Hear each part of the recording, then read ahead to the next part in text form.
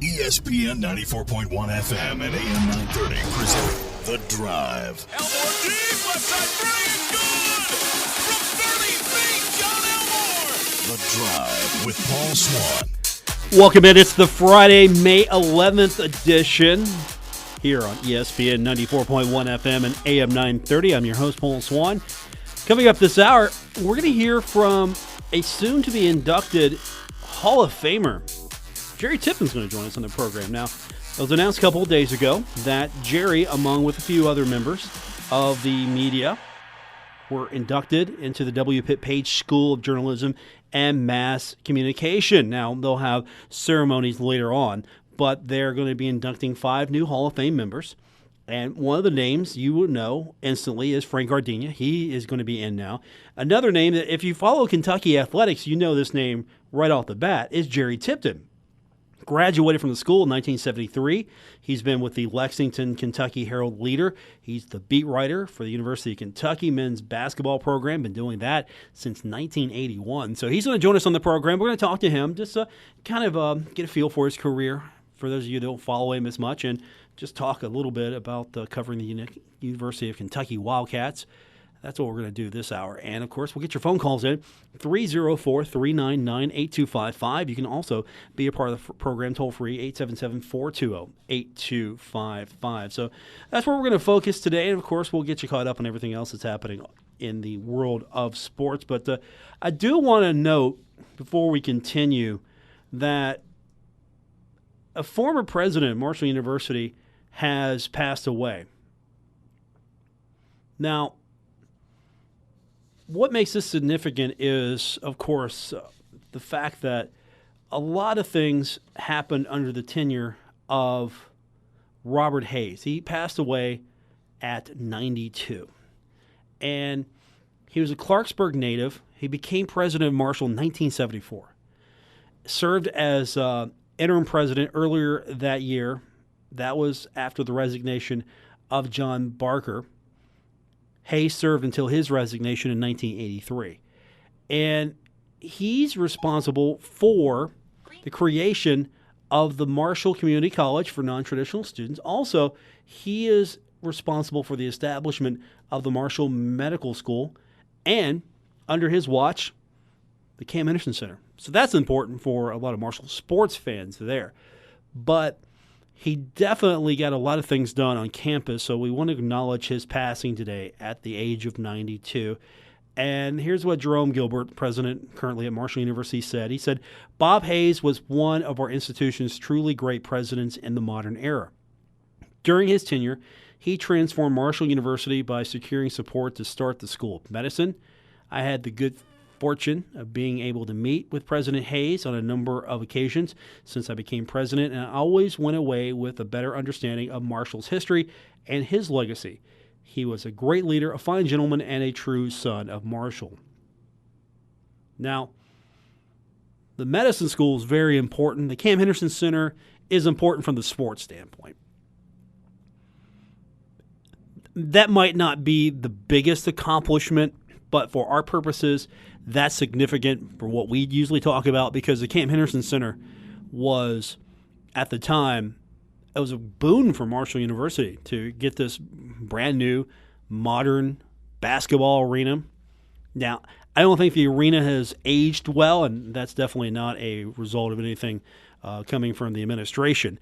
But at the time, it gave Marshall a modern facility, probably led to some success in basketball. Facilities always seem to have that effect. You go from the field house. Now, I never got to watch Marshall play in the field house. I've seen basketball in the field house. I know what it's like. But I was never truly there for Marshall basketball in the field house the way I was there for the Henderson Center. Henderson Center is a big deal. I'm a young kid, and I'm getting to go to basketball games for the first time and experiencing the Henderson Center. And it was always fun to get tickets early. Had to sit up in the upper seats because, well, tickets were hard to come by at that time. It was great. Fantastic atmosphere. Saw a lot of great basketball in the day in Henderson Center. And a lot of that is possible because, well, you had a president who was able to get that funding, make that happen. secure that facility for the basketball program. And so we acknowledge that. Love to see more upgrades to the Henderson Center. If you're not going to build a new facility, at least try to upgrade the facility you have. And they've done some over the years. They've got the locker room. They've remodeled that. Of course, you got the big green room fans take advantage of. A few little amenities here or there. Not enough, really, I think, to keep pace. They're trying with some new digital scoreboards. So they're going to try to really spruce up the place best they can. And I know Dan D'Antoni, when he came in to Marshall, that was a big priority for him. It's like, hey, look, we got to do some things around here. We can't neglect these things. And I know it's easy to get into that path where you neglect these things, but you got to take care of this stuff. Fresh coat of paint. Come on, give me something here. And he's got some stuff done. He's really got it spruced up, and I think you've seen the results there. That facilities are important, and that's where the Cam Henderson Center came in. It was important to Marshall basketball in the 80s. And Marshall had a great run of success in the 80s. Now, Dan's been able to do something that no one else has been able to do, win in the NCAA tournament. First victory for the Thundering Herd. I mean, that was an achievement in itself right there. But Marshall's early success, sort of a perfect storm. You got a coach came in. You've got the right talent. You got a facility that was, at the time, probably the best in the league when they were playing in the Southern Conference. Definitely attracted a lot more fans to come in. Same thing with the football stadium. Marshall's football attendance went up when Jones C. Edwards Stadium, which was then Marshall Stadium, opened up. Fans came out, new facility.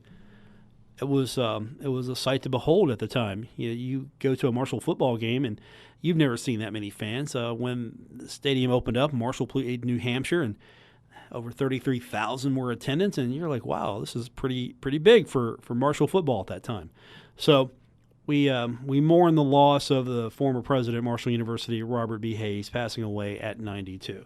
So when we come back from break, we're going to turn our attention to a favorite son of Marshall, just honored now. He's going to be inducted into the W. Pitt Page School of Journalism and Mass Communication Hall of Fame, along with several other names, including Frank Gardenia, who we'll try to get on the show on a later date. But Jerry Tipton, who graduated from the school in 1973, joins us when we come back from break. This is The Drive on ESPN 94.1 FM and AM 930.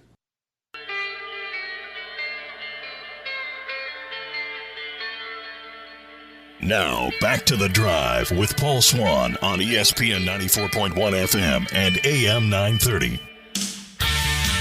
Welcome back to the Friday, May 11th edition. It's The Drive on ESPN 94.1 FM and AM 930. I'm your host, Paul Swann. Well, we've been talking about briefly. Marshall University announced their W. Pitt Page School of Journalism and Mass Communication. They're going to induct 5 new members into the Hall of Fame, and a couple of names you know include Frank Gardenia, 1976 graduate, and Jerry Tipton. If you're a UK fan, you know Jerry Tipton from his work with the Lexington Herald-Leader. He's been the beat writer for the University of Kentucky's men's basketball program since 1981. He joins us on the program now. And Jerry, it's been a while, but thanks for joining us, and congratulations on your honor soon to be in the Hall of Fame. Well, thank you. It came as something of a surprise, maybe a very big surprise, but a really pleasant surprise. Yeah, I'm very happy about it. Now, your career is far from over. Sometimes you get these awards when someone's career is winding down. You're not showing any signs of winding down, or do we know something now that maybe we didn't know before? Or you deciding to retire? What's going on here? Well, no, I'm not retiring, but obviously the end is a lot closer than the beginning. But no, I mean, I still very much enjoy it. I still very much am trying to improve, and I try not to just kind of repeat myself, again and again, where it becomes a routine. So I'm trying to get better, and I think I can carry on for a while. But who knows how long? But I think I can carry on. Now, you've covered UK for a long time, so I'm sure you've seen your fair share of honors and awards. People have enjoyed your coverage for a long time. When you found out that you had been named to the W. Pitt Page School of Journalism and Mass Communication Hall of Fame, did it take you by surprise? Did Did you even know that such a thing existed? Because until a few years ago, they really hadn't done anything with the Hall of Fame. I had a vague knowledge that it existed, and I believe Dave Wellman went in last year. He's somebody that I worked with at the Herald-Dispatch, and so I was aware, but I didn't really, I didn't think about me being inducted into the Hall of Fame. And the first thoughts I had were just kind of a flood of memories of coming to Marshall in the fall of 1969, and just to have things evolve to where I'm going into the Hall of Fame is pretty hard to believe, to be honest with you. It wasn't something that I was aspiring to, that's for sure. I'm sure there are a lot of very worthy people that should be in there. And one thing I learned and had to learn was how much pride that the Marshall Journalism Department took in journalism and in teaching it. And that struck me almost right from the start. This wasn't something, this wasn't a plaything, this wasn't something trifling kind of thing. It was something important. And so that was one of the many things I had to learn right there at the beginning. You've done it all for a long time. How would you compare what the school was like when you were there to what you know now of what it's become? If you could compare and contrast that a little bit for me. Well, I've been away for quite a while, since 1981. So I don't know how precise I can be in trying to describe the way Marshall is now. I can tell you that I was a student at Marshall when the football plane went down, and one of my good friends, I lived in South Hall. I believe it has a different name now, and he was a manager on the team, and so we didn't know. This was way before cell phones. We didn't know if he was on the plane or not. We just had to kind of wait around to see if he was in the dorm on Sunday. And he was. They drove the equipment in a truck, as you guys probably know. And so I met up with him and his wife. I knew them like 25 years later, something like that. And they said, let's meet. We'll meet at the library. So I went they live in the Charleston area. And so I drove in from Lexington, and I went to what the library was when I was a student. And someone had to tell me, well, there's a new library, and it's across the way there. And so my friends were waiting for me there. So that's the difference that comes immediately to mind from then and now. Jerry Tipton is our guest. He covers the University of Kentucky men's basketball program. He's been doing it since the 81-82 season, and, of course, during that time you've seen a lot of championships, lots of victories, and you couldn't land probably at a better job. A lot of people never get to cover a championship team, and Kentucky flirts with it on a yearly basis. Yeah, I feel very lucky. That's a good point. I think anybody that fancies themselves as a writer, I try to be a reporter and a writer. But if you want to be a writer, you obviously want people to read what you write. And that's one thing I don't have to worry about, because I know it's going to be read. And it's almost like having whatever our circulation is, however many thousands of people, they're all copy editors, because they're all looking at it very, very carefully and parsing the words and finding mistakes. And it's kind of a good thing. It's a very good thing in terms of trying to keep you on your toes and trying to do your job. And it's also good in the sense of having the audience there that's really into it. That makes it a much more fun atmosphere to cover. And so, it's kind of, I feel fortunate in many ways to cover a team like Kentucky, because as you guys know, the recognition factor really goes up when you're covering a team like that, where other media people around the country might be paying more attention to what you're doing than they would be if you were covering another team. How difficult has that, or do you just crave that you're in a position where you're covering UK, but in a sense you're a national reporter. I mean, you carry that weight with you because of where you're at, and of course you got to be good to be able to do it since 81, 82 when you started. So you just don't sit down, I'm going to cover Kentucky one day and do it. You have to actually be good to be able to just keep at it this long. But that's got to be, I mean, really just a whole nother level that some of us will never experience, knowing that, okay, I've got a great readership here for Kentucky, but it goes beyond the state of Kentucky. People across the country, nationally, are reading what you have to say because it focuses on Kentucky too, and you've established yourself, of course, as someone who can be trusted in what they say and what they write. Well, I don't really, it's kind of interesting. I don't really think about it that way. I'm just I try to keep a pretty narrow focus on what my beat is. And I think they, as I recall, and I do recall, they taught us at the Marshall Journalism School that you're not the story, that the team is the story. And I've kept that in mind, and I think that's a good thing. So I've tried not to, I just feel like I'm the person on the sideline covering. I'm not the person in the arena. But I understand that, people, after so many years, you're going to be identified with the degree. And it surprises me when that happens. And every once in a while, somebody will come up to me and they'll want to take a picture with me and things like that. And, I always try to be gracious. I don't know if you guys remember Kaywood Ledford. He was the longtime radio voice of Kentucky. He was sort of the Frank Gardenia of Kentucky, only more so, with apologies to Frank.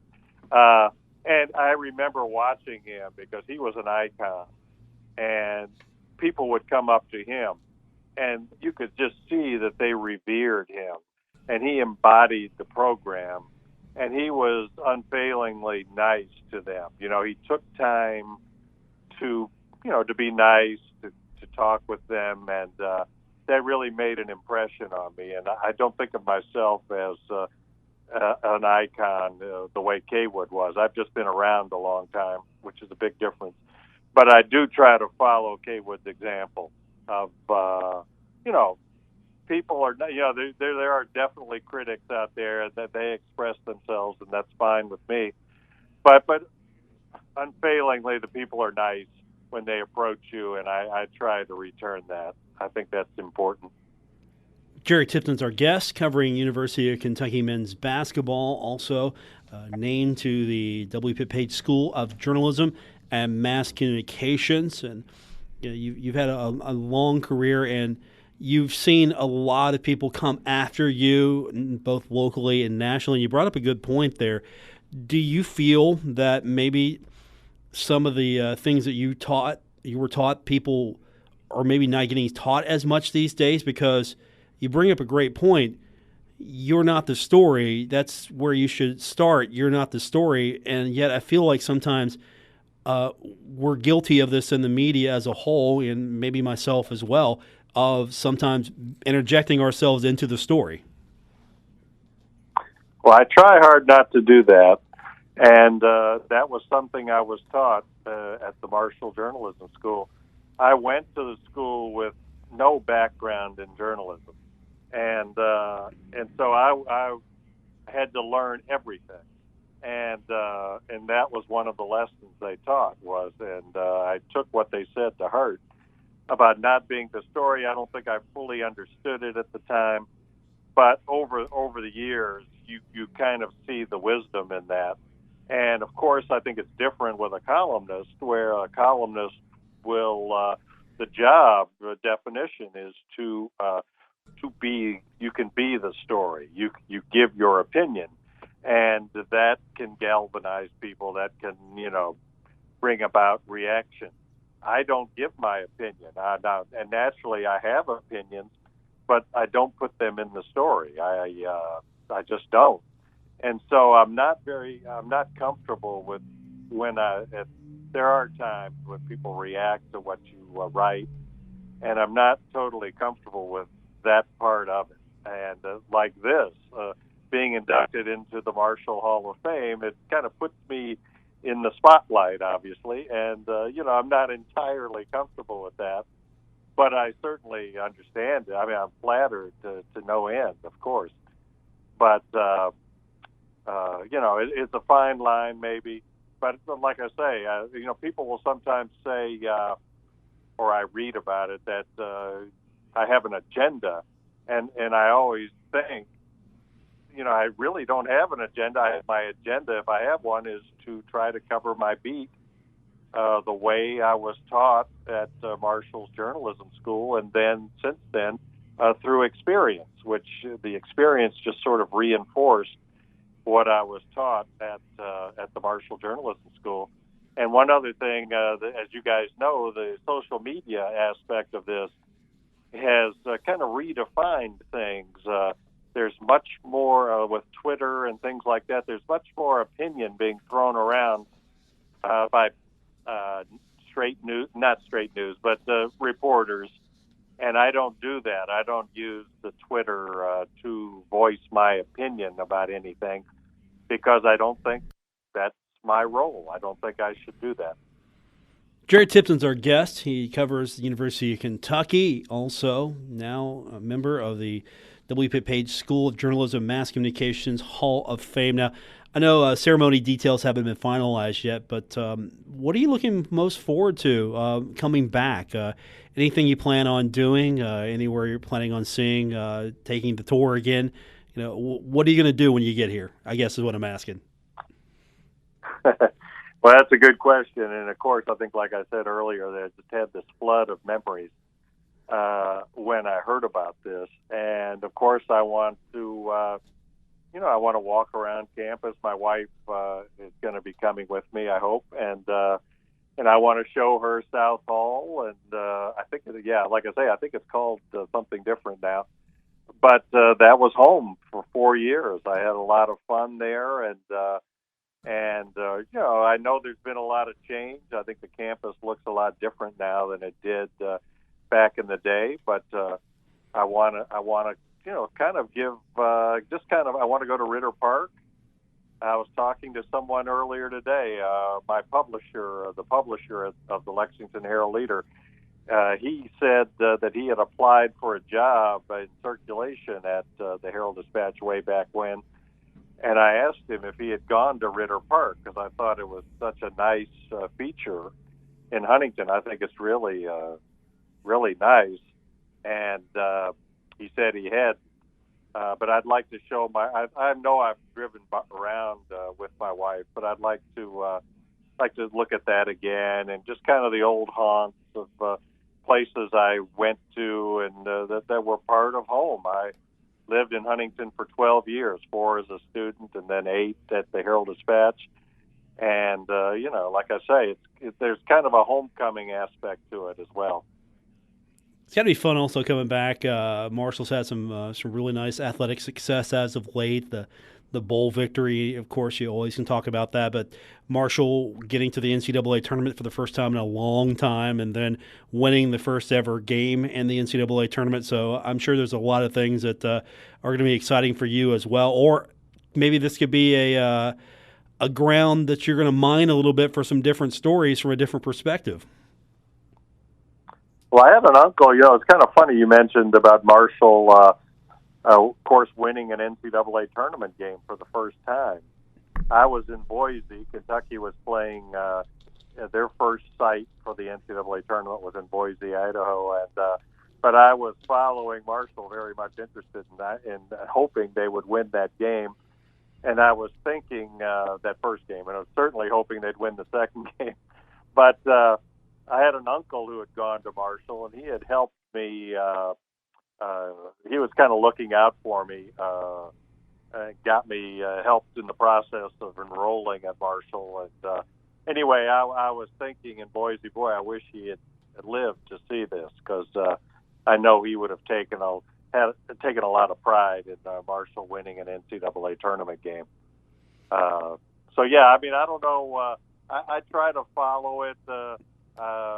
We don't get a lot of Marshall games on TV here, but I do try to keep up with how the teams are doing. I don't think a lot of fans get a lot of Marshall games on TV. You're not alone here with the way that social media, as you mentioned, digital streaming now. So you're not alone in that regard. It's very hard these days to get anybody who's not on ESPN on TV. Well, I guess my vision is skewed a little bit, because it seems like every Kentucky game's on TV. Basketball for sure, but football too, in one form or another. Most of them are on TV. So I guess I'm just leaping to the conclusion that everybody's favorite team is on some TV channel. That's a good reminder for me.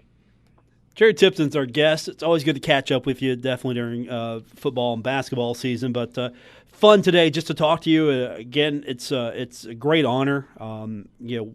Since we're in that area here where we got a lot of Ohio State, Kentucky crossover, bleed over. It's always fun to follow you and what the Wildcats are doing. And you've got probably one of the best beats in America for sure. And you've been doing a great job for a long time. And I'm excited for you. Congratulations once again for being inducted into the. You add a lot of value to what it means to be in this Hall of Fame just by your presence alone.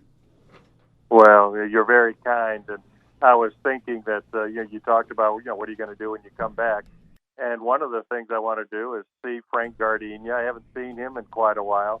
Ralph Turner was an instructor in the journalism school that was very helpful, guiding me, and I want to say hello. I wrote him an email when this came up. It had been on my mind, but I just kind of spurred me to write him an email and thank him for all that he had done, what a difference he had made in my life. And so that's part of the thrill of it for me, is to get a chance to see these people and hopefully let them know, how grateful I am that they were in my life.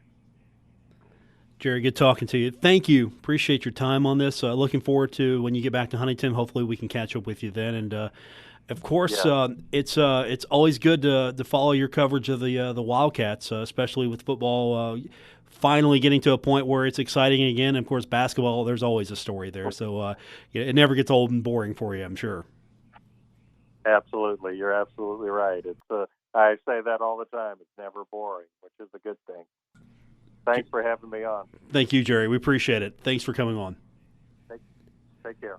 That is Jerry Tipton. He, of course, a Thundering Herd graduate, 1973. Been covering the Kentucky Wildcats for the Lexington Herald-Leader since 1981, and now he's going to be a part of the W. Pitt Page School of Journalism and Mass Communications Hall of Fame. And some of the other members, we mentioned Frank Gardenia is in now. Frank, for many years, the voice of the herd for a lot of you, 1976 graduate. Also, Andrea Billups, who was a 1983 graduate. She's worked for the Washington Times and People magazine. Todd Markham, who is an 84 graduate, co-founder of Virginia award-winning advertising agency Access, and Betsy Alderman, 1979 graduate, earned a master's degree as well in 1981, and she headed the University of Tennessee at Chattanooga Department of Communication from 2010 until her retirement in 2016. So we hope to have a couple more of these folks on. Of course, Jerry and Frank probably make the most sense for us only because of their sports background. But again, just to kind of give you an idea that Marshall University has a rich heritage and history in several departments, and that includes the W. Pitt Page School of Journalism and Mass Communication. A lot of names that maybe you think that person went to Marshall and you're surprised pleasantly. Yeah, that's usually how it goes with some of the folks that you maybe don't know necessarily they're Marshall grads until you find out. And Jerry, of course, being one of them, does a fantastic job. We're going to take our next time out. We come back. We'll get your phone calls in. 304-399-8255. Toll free is 877-420-8255. This is The Drive on ESPN 94.1 FM and AM 930. Don't worry. Paul Swann has the wheel on The Drive, ESPN 94.1 FM and AM 930. Welcome back to the Friday edition. It's May 11th. This is The Drive on ESPN 94.1 FM and AM 930. I'm your host, Paul Swann. Thanks for joining me. It's been a fun week so far. We got a lot to get into this weekend as we're going to start the Eastern Conference, Western Conference Finals. We're going to have the majority of those games either right here on ESPN 94.1 FM and AM 930 or on Cat Sports 93.3 and 1340. So we'll definitely bring you the Cleveland-Boston series. We're also going to take a look at what's happening in the Western Conference Finals. We'll carry almost all of the Houston games as well. And really, you look at that series, you could be talking about Houston and maybe Cleveland in the finals. I would love to see that. I know LeBron James is due for a championship this year because every year Alabama wins a national championship. LeBron James wins a national championship. Have you seen that meme? It's funny. It's true, but it's funny that when Nick Saban decides to win a championship, that's like the okay for LeBron to win one, or sort of that's the sign that, oh, hey, this is LeBron's year. It's as if those two are connected somehow. It's funny to think about that.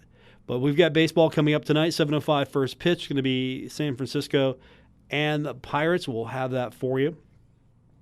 We'll have a slew of hockey for you. And you can listen to that on our sister station, Cat Sports 93.3 and 1340. And you're going to have Washington and Tampa Bay going at it. And then you're going to have Vegas going up against Vancouver. I'm cool. That's cool. I'm not a Nashville fan to begin with, but I think that's cool because 3 of the 4 teams that are competing in the Eastern and Western finals, 3 of the 4 competing to get into the Stanley Cup itself have never won the cup. So that's cool in itself there. But one thing that just caught my attention today, now, I don't know if you really want to go down this path, but Tampa Bay, they are restricting fans from wearing certain items. Now, this isn't going to affect every single seat in the house. Let me qualify that. But there's going to be some different ticket restrictions. Now, this isn't new. This is not new at all. So when the Capitals come in, and the Lightning are hosting right now. They're hosting the Capitals for Game 1 of the Eastern Conference Finals. Capitals fans will not be allowed to wear red or anything with the team's logos if their seats are in the Lightning's Lexus Lounge. Those include seats against the glass or in the Chase Club luxury suites. They're going to have to wear neutral colors. Here's what the team said. Fans wearing visiting team branded apparel will be asked to remove such apparel while in these areas. Now, obviously, Capital fans aren't going to flood the area to begin with. I mean, you're not going to see this huge surge of Washington Capital fans showing up. Tampa Bay is not going to allow anyone who doesn't live in Florida to purchase tickets through the team site or Ticketmaster, so that's going to limit those options. So they're already encouraging not to come. If you're not from Florida, you're not a Tampa fan, why bother, right? And here's what they said about that. Orders by residents outside of Florida will be canceled without notice and refunds given. Here's what Bill Wickett, the Lightning Executive Vice President of Communications, said. The measures are to enforce the representation of Lightning fans in the area. Quote, it's just an added measure to keep our building as blue as possible. What if this happened everywhere? What if this was the rule, not the exception? Could you imagine? Say you're a Pittsburgh Steelers fan. you want to go see the Steelers play the Cincinnati Bengals because, well, it's easier for you to get to Cincinnati. You don't get a chance to get to Pittsburgh, and maybe you're closer. Maybe you're a fan in Ohio, and you just want to go see your team play and the two teams that are closest for you to go to, or Cleveland or Cincinnati. We'll use Cleveland as an example, probably even more of a situation. What if the Browns said, look, we're not selling any tickets to residents of Pennsylvania, or we're just restricting tickets? I think people lose their mind. Now, regular season, I don't think they would do that as much as a playoff. What if they did that for the playoffs? Like, okay, here's the deal. We're going to sell playoff tickets. We're playing the Steelers, but you got to be a resident of Ohio to get the playoff tickets. And in certain sections, club level, whatever, you can't wear your Steelers gear. You're going to be asked to just take that off, leave it at home. I just think that is, well, I see the advantages here for some fan bases. I just don't know if I'm all about that. If I want to go see, say, I'm a Marshall fan, and I want to go see the Thundering Herd go play, say, Western Kentucky. Let's use them as the example. What if Western Kentucky decided, you know what, no, we're going to restrict fans, and you can't buy tickets, and if you do, you can't wear Herd gear in certain places. Close to the floor or whatever. You can wear them in the rafters, but you can't wear that. That's just not sensible. That doesn't make sense at all. Now, I think what happens here is you're making a bigger story out of nothing now, because how many Capital fans are really going to show up and go to Tampa Bay? Maybe a few. I know some roving fans. They love their team. They're going to travel. But I think it's cool sometimes to have visiting fans in the building. I like looking over and seeing the opponent. We don't see that enough. You're looking at Marshall football, you see those empty visiting seats, or you see the fans just don't travel, and you scratch your head and you're thinking, well, this isn't that far of a game for them to travel. I'm looking at you, Miami of Ohio. I'm looking at you, Redhawks. How do you not show up and root for your team? And then you get to the place, and it's like, no, you can't wear that. Why not? Let them wear that. I want to have some fans in the building that aren't fans of my team. I want to have that interaction. It's fun. This is supposed to be fun. Now, they're going to sell out. That's fine. They're not going to hurt from this. They're going to make money. But I like the fact that when people come, my building, my fans, people like my fans. I like it when people say, hey, you know, we came to Huntington, we saw a Marshall game. Fans were great. We loved it. Thanks for everything. I like hearing that. I like having a tough environment for the opponent. I love that. But you can do it and still be cool, because it just speaks well. It's different in the pro. I know we're comparing pro to college, and maybe that's not the right comparison.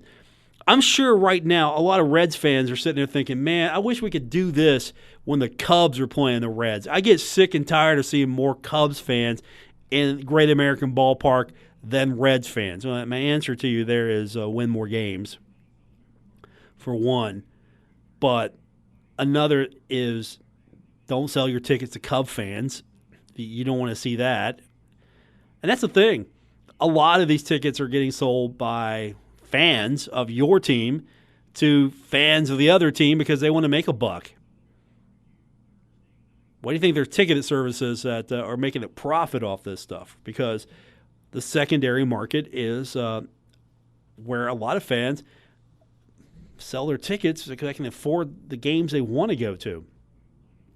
I mean, that's how a lot of season tickets are. Not maybe necessarily college level, but at the pro level, you get your season tickets, and then you pony up a couple of tickets from the real big games that are your season ticket.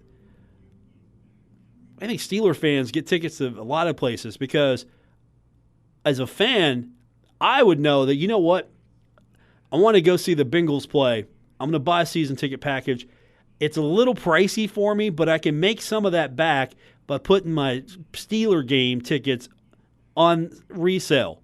I can make that cash back and then some, and that's a good chunk of my season ticket. That's what happens here. But this is direct sales, of course, and I just think that's it's not fun at all. Have some fun here, or do a better job of making sure that your fans buy the tickets. I really don't think it's going to ruin the representation if another fan is in your building sporting the opposing team. I mean, that's not cool at all. I like having the fans in. I like having the opposing team in, especially if your team's not doing well and they're talking junk and having a good time, and then your team does better and they're talking junk and having, you get where I'm going with this. Quick timeout. We come back. We're going to wrap this one up. This is The Drive. I'm your host, Paul Swann, ESPN 94.1 FM and AM 930. You're listening to The Drive with Paul Swann on ESPN 94.1 FM and AM 930. Some brief news today from Marshall. Soccer schedule's out. If you're following the men, they've got a really interesting non-conference schedule. They're going to take on Duquesne, Oakland. They've got Ohio State, Dayton, Virginia, Butler, Fort Wayne, Northern Kentucky, and Wright State. These are their non-conference opponents. Virginia and Butler are participants in the 2017 NCAA men's soccer tournament. Virginia entered as the number 11 team in the country. They lost to Fordham in the second round. Butler defeated Lipscomb and VCU before being eliminated by Wake Forest in the third round. I like it. It's tougher. Conference schedule, of course, usual suspects are on that. But playing Ohio State and Dayton, that's pretty cool. You get to play them in Dayton, part of that Dayton tournament. Of course, Conference USA soccer membership is a little different than Conference USA football membership. Road trip to South Carolina conference play. Got to go to play New Mexico and Albuquerque. Okay, that'll be a fun road trip there. And, of course, they're going to play Kentucky and Lexington. If you want more details, they've got it up on the website right now, herdzone.com. That's going to do it for this edition. Back on Monday. We'll be back at the Union Pub and Grill. Miss Herb in the game this week. Gonna get to see them again. So we'll see you Monday at the Union. For our producer tonight, one Gabriel Sellards. I want to thank Jerry Tipton for joining us. I'm Paul Swann. This has been The Drive on ESPN 94.1 FM and AM 930. Good night, everyone.